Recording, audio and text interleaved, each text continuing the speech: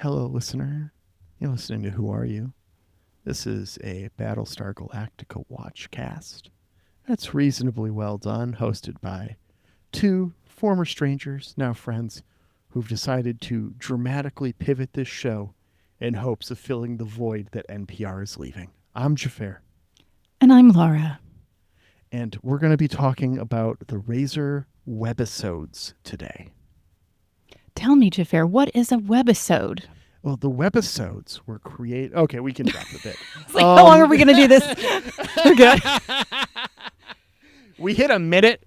I'm good. And I know that some of that is my bad first take where I said Babylon 5. So, no, we...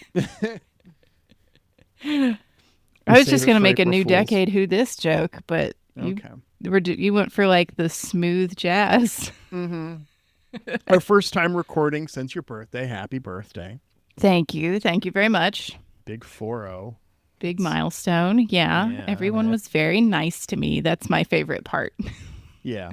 Yeah. Everyone was very nice to me on my birthday, too. We're both 40 now. That's fun. Yep. Yeah. Did we talk about it? We recorded like 2 days after my birthday, but we were at the cabin. Yeah. I think we probably talked about it, right? Like, I assume we talked about it. I don't know. I assume that after you turned 40, at some point, someone asked you the like, "How does it feel?" question. I got that a couple of times. Yeah. Yeah. My dad would call me and say that to me on my birthday every year, and I would always respond, "Not any different." And he says, "And that's how it's always going to be." And that was like that was our what do you hear, Bill? You know, nothing but cute. The rain. That was our little thing. So that's very cute. Yeah, I got that question, and I was like, it's a lot like my 30s, but everything hurts a little more. My last week, I randomly got a cramp in a foot that just lasted for 2 days. Yeah. Yep. Shit like that. Mm-hmm. Just shit like that. Just casual pain in my foot for no reason. Just completely undiscernible. Didn't hurt it. Wasn't doing anything in particular. Just stood up. It hurt, and it didn't stop hurting for 2 days. Yep. That's your 40s, but that's your 40s. Also, apparently, life begins now, so that's good too. Yeah, I've heard that. I don't believe that, but I've heard that. Probably depends on how we define life, right? Yeah. For sure. Just like everything, how do we measure it? Well, we haven't talked for a minute. Yeah. No, we haven't recorded for almost a month, which is crazy because we recorded like, what was it? 7 or 8 episodes in like 2 weeks. We really sprinted there for a minute. So this is our first time back in a couple of weeks, but we're still, it's February for us, listener. You'll be hearing this in into March. End of March. Right? This is I think this is the one right before. Yeah, this is the last episode in March. In one of the last episodes I listened to that came out, we made the joke about like, sorry about all our dated references. And when I got up this morning, I was like, oh, we got some dated references we could make today. Oh yeah, we totally bombed the shit out of Iran again today. Yeah. Great news. Last year when we bombed Iran, we completely destroyed their nuclear capabilities. So we had to go and bomb Iran again to completely destroy the nuclear capabilities today. Mm-hmm. Right? That's something like that. Yeah. I'm just a little tired. That's all. Just a little tired. Same. All of this has happened before and will happen again. So what I'm getting at is I've had a lot of time to think about the ending of season 3, and I thought we might want to talk about some stuff. Let's. I threw a message in the Discord maybe 40 minutes ago to be like, hey, super last minute, but no one's responded yet. Oh, damn. Slackers. 11 p.m. on a Saturday. What are you doing? Yeah, really. I'm kidding. I love you all. So if anyone jumps in with something there, I might add. But right now, we're left to our own devices. Okay. Well, I was just like stream of conscious writing down some things in my notebook. Looks like about 20 days ago now. Yeah. After that, like in the days after I watched the season finale. Yeah. And I was kind of, I was thinking a lot about these 4 Cylons and possible 5th, because I feel like the show really wants me to think it's Starbuck that's number 5. They lean into that quite a bit. They're leaning into it, especially when we get just even into the Razor movie. I feel like they were leaning into it, which makes me think that it can't be that. I'm just so contrarian. But I'm very interested in these other 4 for now. Like, you could actually probably not give Laura number 5 for a while now, because you've got me so intrigued with these last 4. I don't remember when it happens. It feels like it's got to be like in the back half of the season, right? I don't think I think you get it before the mid-season. Okay. All right. But I'm not 100%. I don't remember. I remember what the mid-season finale is. And I remember the 2 big story arcs, because we've kind of got a big story arc in the first half of the season. We've got a big story arc in the second half of the season. Sure. I remember what those are. Okay. But where reveals happen is like fuzzy. Specifically where that reveal happens, because it's important for the second half of the season storyline. But I don't remember it being that important in the first half. I don't know if it happens in the first half. I don't think it happens at the beginning of the first half at the very least. Yeah. I don't know. It's been a minute. Yeah. I could see it being like near the back half. And I think at this point, like, I'm fine with that, especially if you're going to have a super secret 13th Cylon reveal, then you can blow that one a little earlier, like before the break, and then you can do the other one at the very end. I'm still clinging on to that idea. You're going to be so disappointed. That seems a little spoilery for you to say. Well, I'm notably not saying whether or not it happens. I'm just saying that you're going to be disappointed. Interesting. That maybe it happens and it's bad. Maybe it doesn't happen at all. Well, that seems like, we talked about at the very beginning that this show had some post-Lost backlash. So, yeah, that could be a bad reveal. I mean, I will say, I won't say why, but I will say most people's problems with the finale are with the last 10 to 15 minutes of it, depending on when those problems start. Huh. Some people's problems with the finale don't start till the last minute of the show. Wow. That's wild. Okay. Yeah. I'm interested. Yeah. And to be clear, I actually have no problem from where I'm sitting right now with any of it. What I remember from the finale, there's like 2 big things people get upset about from the finale, and I am currently super good with both of them. Okay. I won't say what I'm talking about for obvious reasons, but we can talk about it over in Spoiler Town if you'd like, listener. You're going to have to remind me that I said that because it's been a month for me, but I did say it. Yeah. Well, I'm wondering, like, about our Cylons specifically, our 4. Yeah. Like, if I'm operating from the place that Starbuck is not a Cylon, and also interested in is Starbuck thinking she's a Cylon now, that would be wild. But Anders is going to have a lot to think about with her being back. And her whole trauma with Leoben, and now like, oopsie doodle. Well, I mean, like, I think it'd be kind of racist of her to pin Leoben's bullshit on him. True. That doesn't mean that she won't, but right. It'd be kind of shitty. Yeah, but we've not seen all Starbuck Cylons, Kara. Yeah. But I think that the himbo thing to do would to be honest with her, like at the first chance you get. If you're going to be himbo, that's how you got to do it. I don't know that he's going to do that. I got to imagine that would be tough. I also don't think you can really say, I don't think any of them get the chance to say anything until Ty tells Adama, right? I think of like all of the you have to reveal your Cylons stuff. If they choose to, obviously, but like looking at the emotional weight of all of the characters and where they are now and all of their relationships, I don't think you can be part of that core group and not be the first person to say something if you're Ty talking to Adama. Right. And that is my next thing. Yeah. Is that I think that Saul Ty should absolutely go tell Adama right away. I mean, obviously, when we left this crew, they're in the middle of a firefight. I understand if that's not the time. Yeah.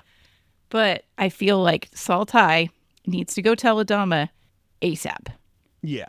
And I don't know that he's going to do that. Assuming he's still Saul Ty.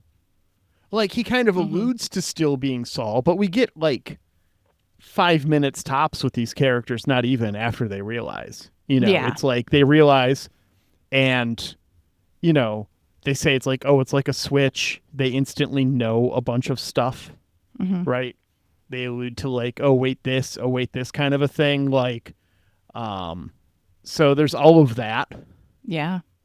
But we do get from Saul, like, for 40 years I've known him or something. Yeah. Like he kind of is like, I can't believe it's been this long.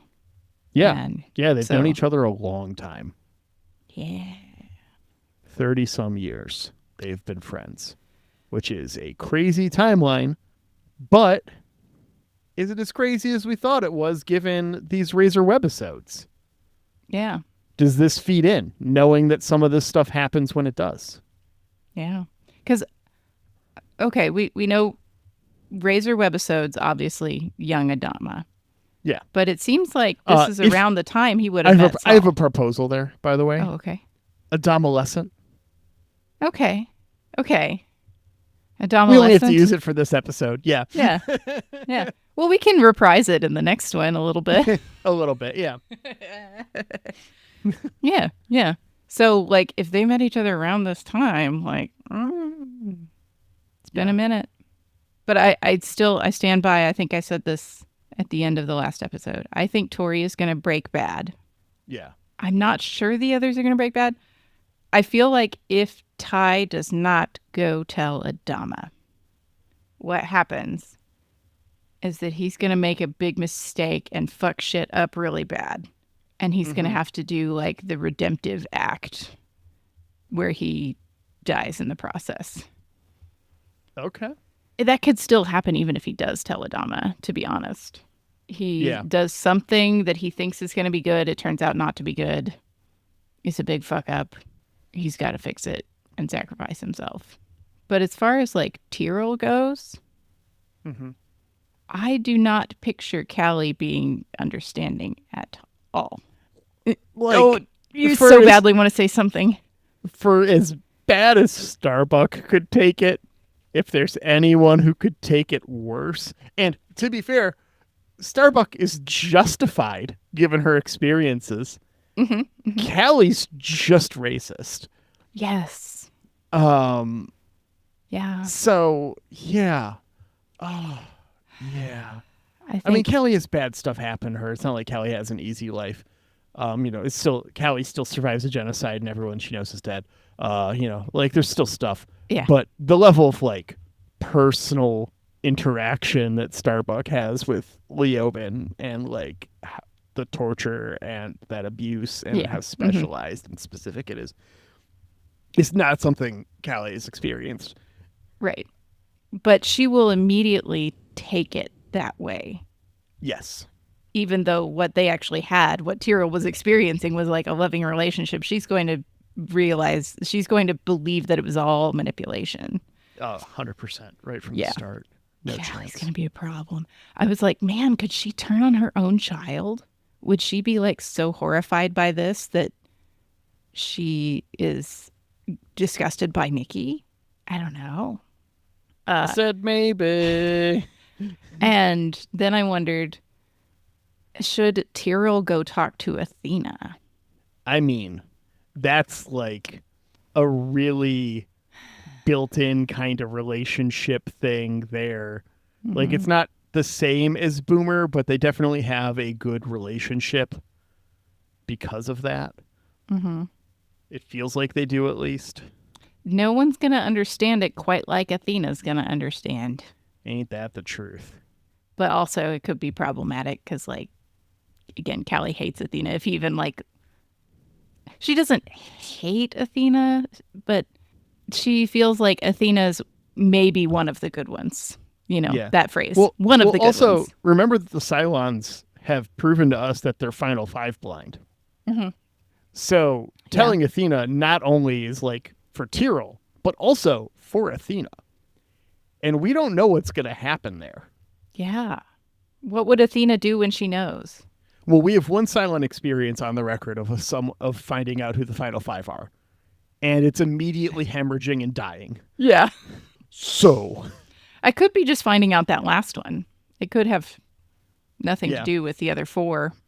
Speaking of that scene, now that you know 4 of the 5, knowing that Xena Warrior Princess apologizes to one very specifically, does that influence? Do you feel that's one of these 4, or do you think that's a hint for the 5th? I think it's a hint for the 5th. Okay.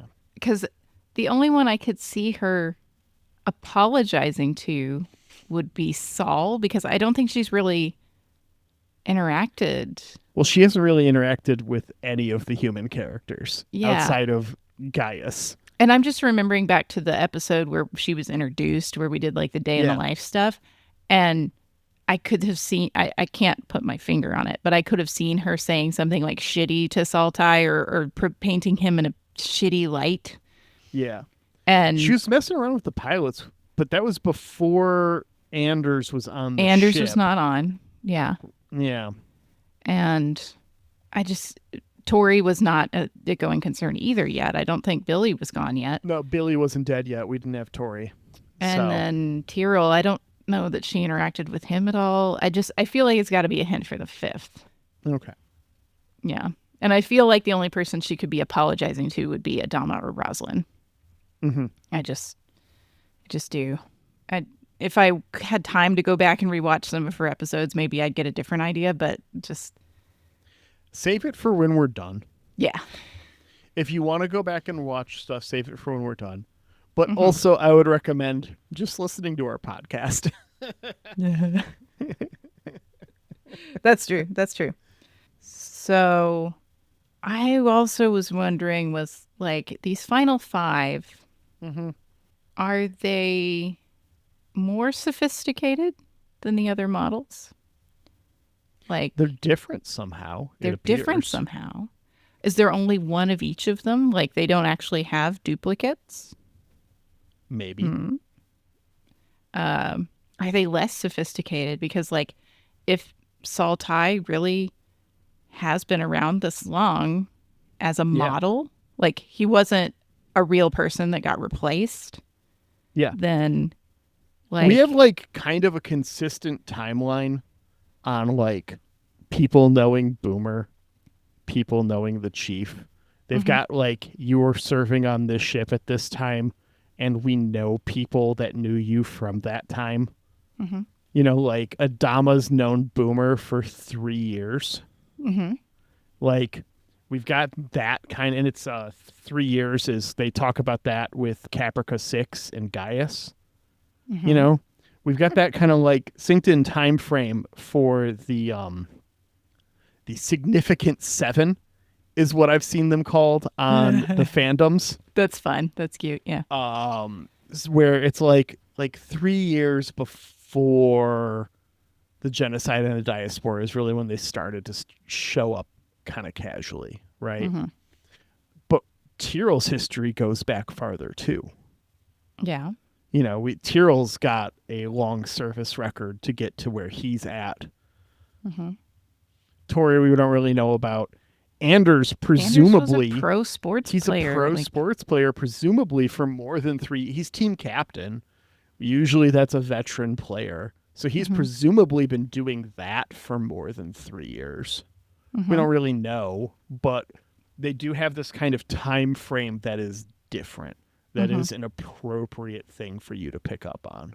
Yeah. And so it makes me wonder, like, are these earlier models, or are these like models we specifically created to replace real people? Yeah. That's like the two options that I see. But if they're earlier Both models, make sense. it seems like as the webisodes we're about to talk about are the end of the First War. It seems like as we're ending this war, we're dropping Saul Ty off out the, like he's kicking him out the side and implanting him in the military. Well, he doesn't meet Adama. So Adama this is all stuff we've seen. Adama joins like the merchant fleets after the war because they don't need nearly as many soldiers. Yeah. They're doing stuff. So he kind of like does other things outside of the military for a while. And that's where he meets Saul. Oh, okay. So they didn't actually know each other during the war. Not during, but shortly after. Okay. So they could just be kicking him out the side as they fly away. Yeah. So, because I mean, it ends with the end of the war. And so Adama knows he is a veteran too when they meet, but also Adama did not serve with him. Right. Okay. And so it isn't until Adama re-enlists and becomes a major and gets a little bit of sway that he brings Ty back in with him. Yeah. Yeah. Okay. Which we saw. Like they flashed back to that episode. Adama knocking on the door of the Ties. Yeah. So.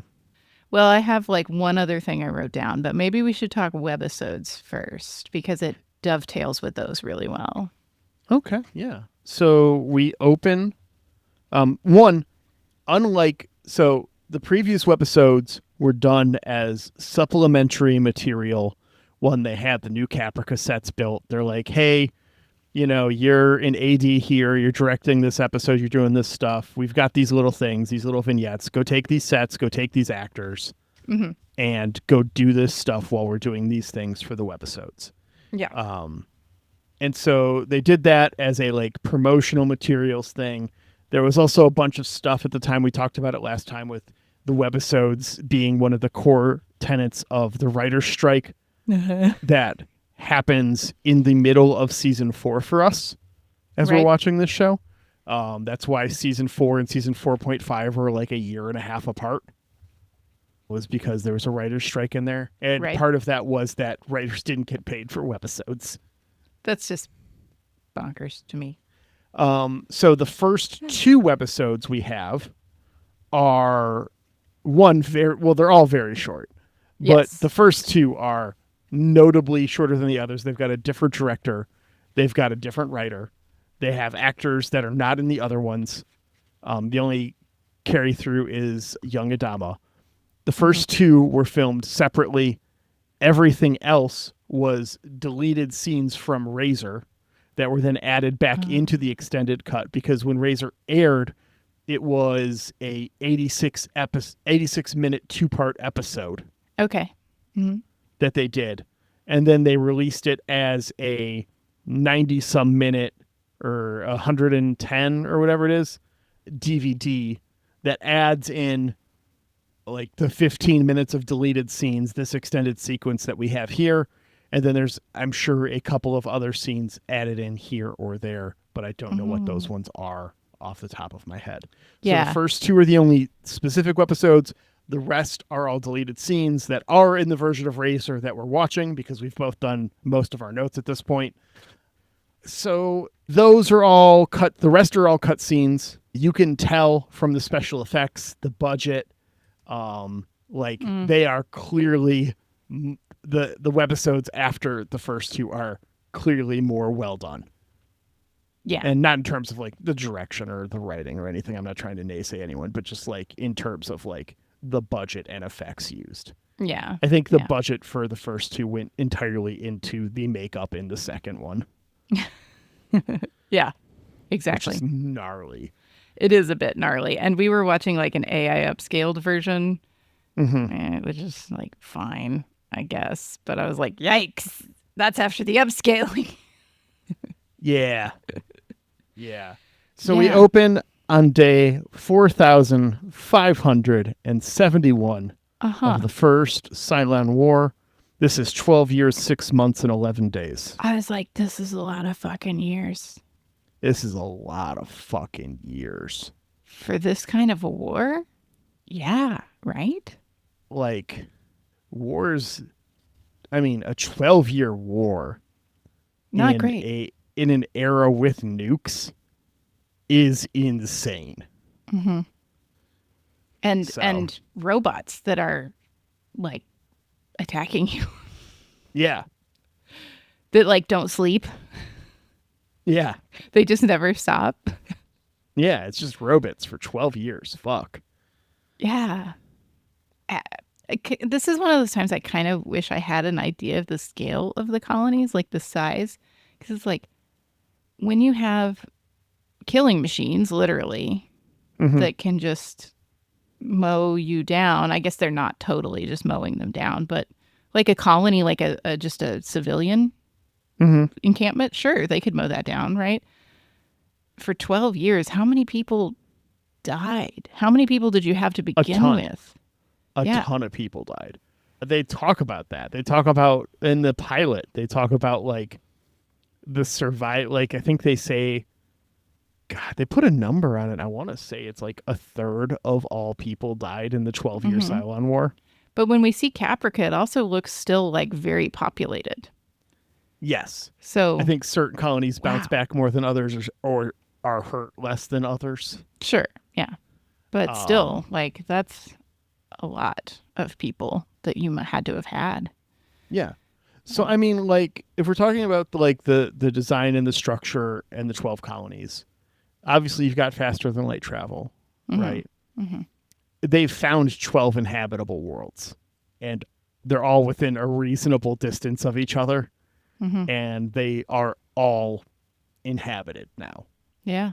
There's no, like, they don't talk about, like, there's occasionally, like, a mention of, like, a colony world or something, or, like, oh, I grew up on this asteroid belt, or, like, other stuff.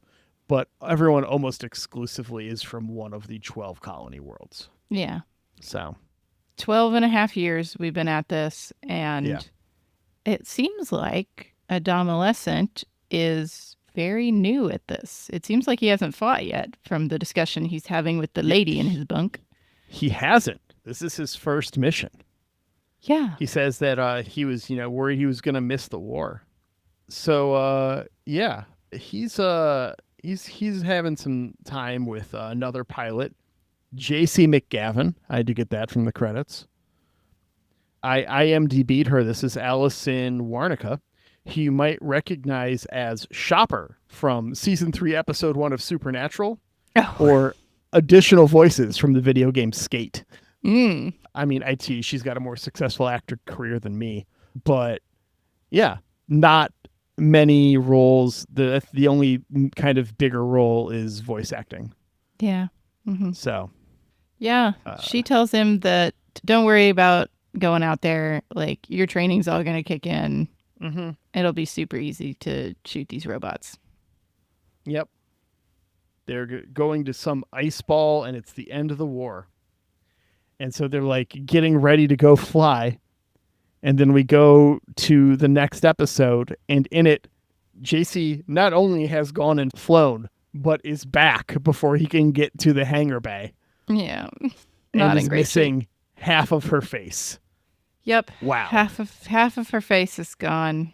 I don't know how she got back. He lies and tells her that she looks fine. Yeah. And I'm assuming this lady's not going to make it. His boss then chews him out to get to his Viper, and he's like determined to shoot these guys. Gonna do some shootings. We see her, like, get carted off, but they're like doctors holding an IV bag and stuff, so I don't think she was, like, cadetted. Yeah. But things are not great. God, he doesn't even launch his Viper at the end of this one. They're like, ready to go.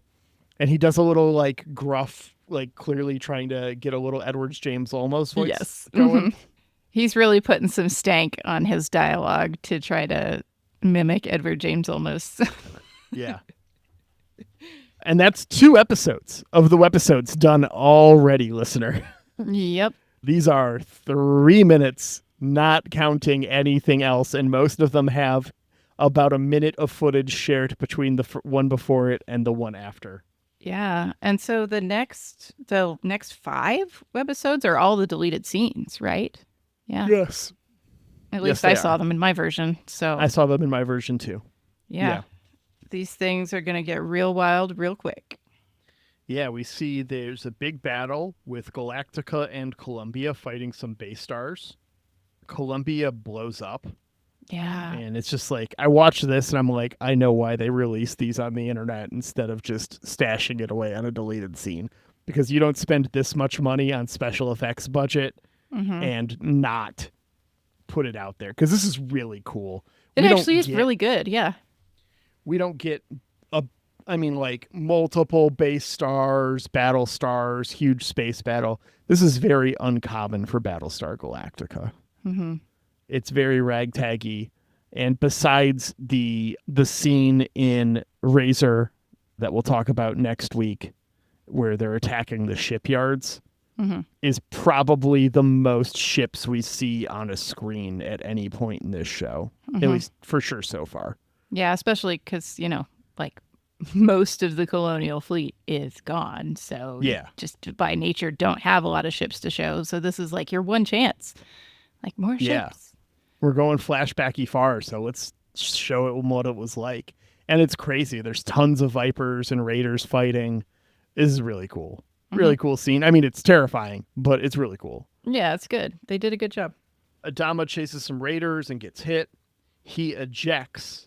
And as he's free falling, there's also a Centurion in free fall. And they're shooting at each other while they're falling in the atmosphere. Yeah. Wild. It is very wild. You can tell that they spent some money on it too. It is not bad CGI. Like, yeah, it is good looking. They try to shoot each other. They wind up somehow the Cylon makes himself fall faster. And they're like wrestling each other. The Cylon gets a knife out, but Adama Lesson is still our boy. Like, he's smart. And he pulls his parachute to like change his velocity, and the Cylon falls off and goes down faster. Yep. Very good. Drag, y'all. Yep. But they both wind up crashing through this roof of a building on the surface of the ice planet. Yeah. Adama grabs some rebar and just beats the shit out of this Centurion. This is really good where they're like giving us the Centurion's POV a little bit. Like we're seeing Adama doing it and it's like red tinted and it like glitches as he's beating the Centurion up. It's cool. It's good. They were thinking. Husker wanders around the facility and finds an amount of flesh walls with mechanical bits and metal grates that feels more in universe with Hellraiser than a base star. Yeah. Also, the color grading in this room is very, it's very red. Red. Right? Yeah. Yeah, it's like bloody and spooky. And, that dirty. just like birdie parts is like scary enough. Yeah. And then they have a tub of goo that he goes and sticks his hand in. Yeah, Don't stick your hand in the spooky goo. Don't stick your hand in the spooky goo if you want to make it out of the movie, for sure. I mean, to me, I see this and I knew instantly that it was like a hybrid pod. It looks very similar to one. Yeah, or the wake up pod. They did a good job of like communicating that visual language. For sure. But he like hallucinates a hand seizing him from the goo, except we're like not clear when it happens. Is this real? Is it a hallucination? Like, what's happening? Yeah.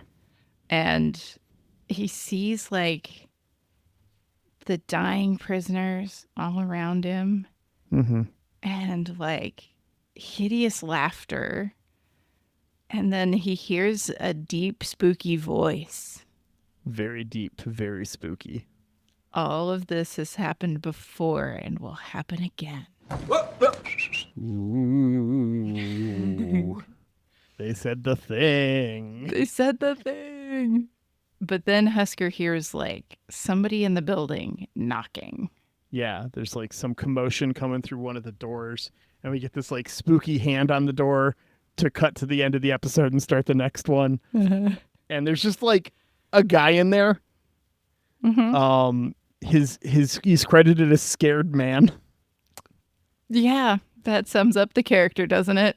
Yeah, and Adolescent's like trying to like wedge this door open, and he's like, it's welded shut, but he also gets it open like 3 inches, which means that he would have broken any of the welds that would have been holding it shut, except for like on the hinges. But even then, that would have been broken. Like, where the hell is this welded that it hasn't broken? There's like, I could think of like maybe, depending on how thick the door is, like maybe a little bit on the inside or something where it wouldn't have broken at this point. Well, at this point, the building also starts shaking a bunch. So maybe you can headcanon it that like the frame is now off just enough that like the door won't open. Yeah, it's just pinched. Because he's trying to break them out. The thing is shut. The guy's dialoguing at him about who they were. That this was the people on the Diana. Yeah. There were 50 of them, but they've one by one been taken away by Cylons. Lots of screaming. So much screaming. And the everything starts humming and shaking because we see that there's a base star going to take off outside, like very close by. Oh, and they were from Geminon. I don't know if that's going to be useful information or not, but maybe. Maybe. I'll give a theory about that in just a moment. Okay. But yeah, so Adolescent goes outside to see what's going on. He sees that base star taken off. It looks more like a newer base star than the older base stars that we see fighting in the battle. Yeah. It's got that like stacked triangles thing, the design, like the 3. And he calls up to the Battlestar to be like, hey, I'm down here. There's like people. We're fucked. Help. And they're like, oh, yeah, well, we'll just send a ship whenever because the war's over. He's just like, Scoozy? Yeah. Yeah. The war ended in the 5 minutes you were in that building. Yeah. He's basically radioing up to say, like, there's a war crime down here. Help me with this war crime. And they're like, oh, well, it doesn't matter because it's over. Yeah, we'll come get you. Yeah. We'll send a crew down. Don't worry about it. Yeah. And that's the webisodes. Mine actually ended with a little postscript. And I don't know if that's... Mine did have a little postscript, too. Okay. Which is Adama checking out the old Centurion a couple days before the diaspora and the genocide. Yeah, like Doral's like, hey, we're getting your son to come for this museum opening. And he gazes at the old things in the museum to credits. Yeah. So, trying to decide what needs to go here and what's going to go in the Razor discussion. But the thought I had after I watched these was I'm not sure I'm convinced that the 12 models or some of the 12 models weren't made by humans. Okay. Clearly the Centurions were doing something here with humans that we find out more about in Razor. But I don't know. Knowing how humans work, like, I have this feeling that if we build robots that turn on us, we will try to build different robots to fight them. You know what I mean? Yeah. Like, that would be a thing that we would do. And let's not learn our lesson really, really poignantly, please. Yeah. Yeah. And so I'm like, what if at least some of the 12 models were developed by someone who's like, well, we really messed the toasters up, so maybe if we make them more meaty, it'll go better this time. What if we make them harder for us to find out that they're robots? That seems like a good idea, right? They'll be more like us. Maybe they won't hate us. Yeah. Yeah. Man, just wait for Caprica. Exciting. I mean, do you know anything about the Caprica show? I don't know anything about Caprica. The Caprica show takes place, like, I want to say, like, 10 years before the start of the Cylon War, something like that. The first one? Yeah, the first one. And it's about, like, the family and the company that builds the first Cylons. Cool. That sounds good. Yeah. It sounds good, and it's better than... I remember not hating it. It got a lot of flack because it was not Battlestar Galactica. Well, yeah, that's not the same story. Yeah. Yeah. And I think people were just... I don't remember. I mean, it's also been a long time, so we'll see how it holds up. Yeah.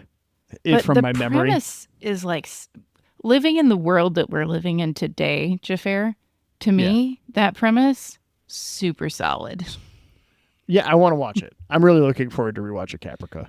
Yeah. I don't even know that I watched all of Caprica because I never had a copy, so I just probably caught most of the episodes as they aired, but I don't think I caught all of them. Yeah. So it'll be a little crusade again where it's like, I think I've seen most of these, but don't know. Ended up I did not see about half of them. Yeah. When we went and watched it. So yeah, no, I think this is a great time to shout out Mark in the Discord because he said something really great yesterday that like trying media again later, like you've changed. So, you know, it's going to be different. And I think that the world that we live in today really makes me intrigued by that premise. So, yeah. I mean, Battlestar Galactica feels a little bit more prescient. I mean, also, I'm the guy who's shouting from the rooftops that If We Build It, We All Die is the stupidest fucking book released last year. Oh, so, I think I've heard of this one. Yeah, it's real AI doomsaying stuff, and it's just all like, guys, like, I have a hard time with it because a lot of the time when I see people thinking that AI is actually alive, what they are doing is they are empathizing.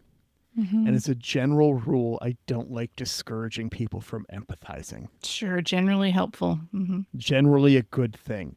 But you're just seeing regurgitated text. Yeah. Like, you're projecting a little bit. For sure. Because this is how I would do it. This is how the machine is doing it. No, the machine is just a complicated math problem picking the next word that it thinks it should is the most likely. Well, I mean, just for the sake of counter-arguing that, we've got a machine that takes everything it's been exposed to, weights it very quickly, and then responds. Is that not how your memory and actions work? Sure, I don't know. I don't know. I mean, the difference, of course, being sentience. But yeah, mine is made of meat. Yeah, but that's not the good reason, though. If we're being perfectly honest, that's not the good reason. The good reason is that it doesn't actually think. It is if there was a person who could answer questions but could never ask a question, like, I mean, that's what you're dealing with. Only it's also not a person. Yeah. So I bet you that book made a lot of money though. Oh yeah. Well, I mean, it was real doomsday. It's a great way to make money. So anyway, I'm just not convinced that the 12 models came from the Cylons. Yeah. Some or all. It could be some of them, yeah, maybe. I'm not convinced that all of them did. Okay. I mean, maybe. Exciting. Yeah. Okay, we did get some questions in the Discord. Okay, while we were talking. Let's do it. It's been 50 minutes. We gave them enough time. Some of these I am not going to ask because I feel like either where we're at, you don't have enough and I don't want it to spoil that there's more of it. Sure. Okay. And some of them I'm probably going to reword. So apologies to the people who submitted them. If I don't hit exactly what you're getting at, I'm just trying to make sure that we remain a spoiler-free environment at this point. Kristen, our friend Kristen, wants to know what you think the final survivor count is going to be. And I'm actually going to write this down as I'm so bad at the numbers. I have not been good at estimating the numbers. Okay, well here, let me pull up some numbers for you. I got the old calculator too. So give me where we're at, or where we last knew we were at. Where we last knew we were at would have been the sun also rises. We got our -1 for Kara Thrace, 41,399. Okay. Now, so we'll say that's effectively the end of season 3. There is some stuff that goes down in season 3 towards the very end of Crossroads Part 2, where there's ships and things. So we don't really know what's going to happen there yet. We don't have a good estimation. So we'll just run with that. 41,399. Now, our starting number, initial estimate, 50,298. That was where we started? That is where we started in 33. That's not including the loss of the Olympic carrier. That's not including any of the revisions that they did, because they give a couple of different numbers throughout the course of that episode. The baby born on the rising star, etc. So in the first number they throw at us is 50,296. Okay. The Olympic carrier drops that real quick. 1,300 people on the Olympic carrier. Right. It was a big ship. So big empty ship that we saw. Yeah. Episode 2 water, 47,958. So if you want to know any more points in the timeline, nah, I've got it open right now. I can think that's just more confusing for me. Okay. So that was almost 9,000 people lost between the start of it all and now. 2 possibilities. Because this is a show for nerds, they have to, if they're going to land on Earth and it's not populated, like nobody's there, you have to have enough people to populate Earth. I will say the number that we're aiming for is regardless of that. I'm talking about last serve the fleet. What the fleet ends the show at. Yeah. But like if Earth is already populated, you could have like 2 people show up there and everything's fine. No, that's fair. Yeah. I feel like we're about to lose some ships in this fight. This big fight we're going into.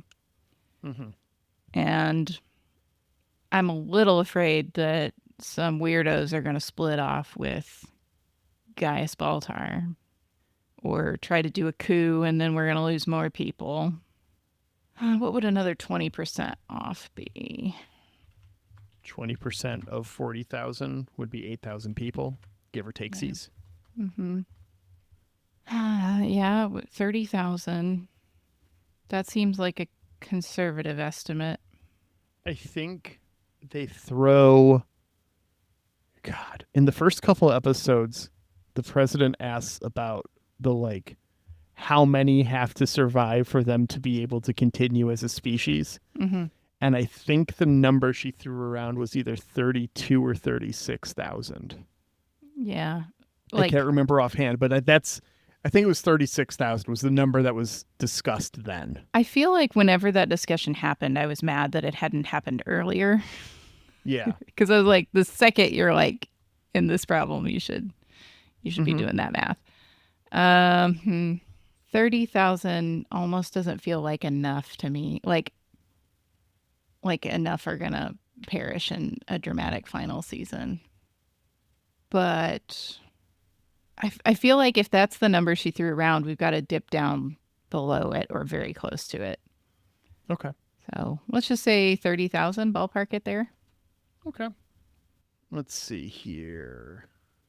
Given the trial, how do the Dadmiral and Baby Lee continue their relationship? Oh, man. Well, we've got a big space battle now. And Lee went back in the Viper. He went back out there. He did.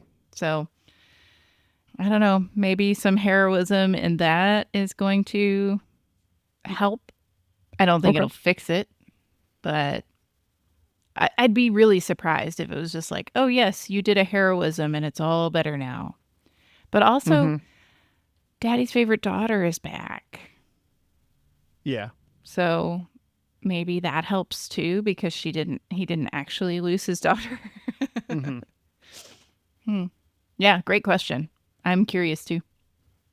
Do you think the final 5 are going to end up working with the previously revealed models?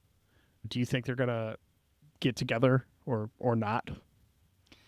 Seems hard to do because, as we've talked about with the Significant 7, they're like probably not in the fleet, right? Would it be all of them? We know about the Sharons. We know about all of them that were on New Caprica. Yeah. So to have one just like hiding in the fleet, they'd have to be really disguised. So that leaves one of our 4 would have to like contact them in some way or leave the ship. I know we have Caprica 6 on board, at least for now. Could go talk to her, or somebody could go talk to her. Because we've seen that anyone could go anywhere again on this ship. Yeah, it's true. Like Tyrell can go visit Gaius Baltar for no good reason. He can probably go see Caprica 6 too. Yeah, I think one of them has to. Okay. I can't speculate on who or how, but I feel like one of them at least will make contact. Okay. Do you think they're going to make it to Earth? I think so. I don't know why, but I think so. I don't know why, how, what that entails. Like, there's all kinds of ways it can be interesting. Yeah, there's a bunch of stuff they could do with it. I mean, famously, OG Battlestar ended with them rolling up on Earth and it being the modern day, which was 1980. Yeah. Like, they showed up and it ended up being like, no, this is happening above us in space right now. I don't think it's that. Okay. If they do that again, I'd be really surprised. Yeah, you don't think we'll see, like, Baltar walking around New York City? No. It's too absurd. Please not. Yeah. Okay. Although if that is the last minute, I could see why people are really mad.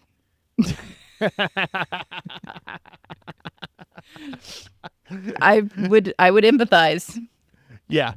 All right. And then I want to be careful how I ask this question. You got to think about this one. The wording of the question, I'm afraid, might say some things. Not the direct wording. I think our conversation around it might lead to some things. So I'm going to ask you about the status of the head people. Where are we sitting on 6PT, Gracchus, that whole situation?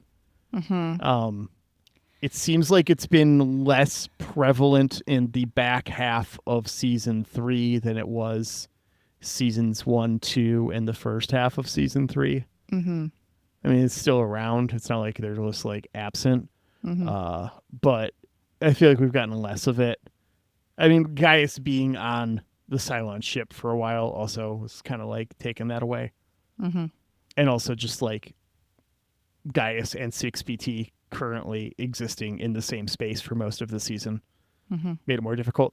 But do you think we kind of like have dropped that as a storyline at this point because they're cohabitating? But we've also seen that they're still they've shown up in the room with the other person, right? Like we've seen 6PT and 6 in the same room. No, I don't think we've seen them in the same room. We've seen was it not Caprica 6? It was a different 6. Yeah, Like what I'm thinking. Caprica 6 walks out and then 6PT shows up. That's the closest we've gotten. Okay.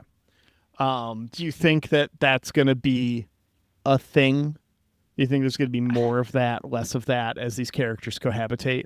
I think that because we've seen Gaia spirited away by his followers to presumably start a sex cult, that 6PT is going to be all over that shit. Okay. I think we're going to have some rampant 6PT. Caprica 6 is still stuck on Galactica, yes. Mm-hmm.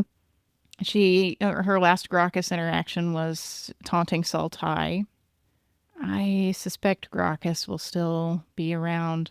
I think Kopai Leoben is gone. I think that whatever happened to Starbuck in that weird him coaxing her into her oblivion moment. Cloud. Yeah. I think that is resolved. I think, at least for Starbuck, Kopai Leoben was he might have been like the figment of imagination. You know, we really can't tell with Gracchus and 6PT. We're not sure what the hell's happening there. But I think it's a temporary thing for Starbuck.